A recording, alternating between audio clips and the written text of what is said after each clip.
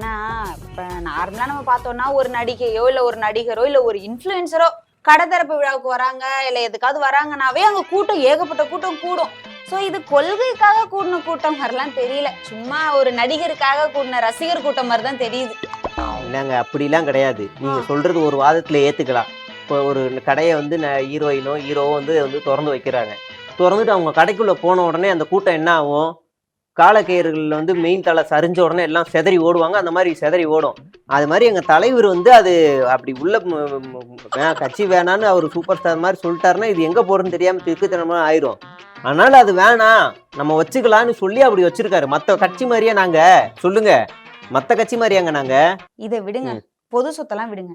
உங்க தளபதி போன வேன் முன்னாடி பக்கமே பேருந்து இருக்குங்க. அது ஏங்க, இப்போ நான் ஒண்ணு கேக்குறேன். இது எல்லாமே ஒரு ஒரு பாசம் அன்புல இருந்து அது அந்த மாதிரி கூட்டம் வந்தா உடையதாங்க செய்யும். வேற எந்த கட்சியிலங்க இப்படி நடக்குது? இதெல்லாம் சாதாரண ஒரு விஷயங்க. இதை ஒரு பெரிய இஷ்யூ ஆக்காதீங்க, புரியுதுங்களா?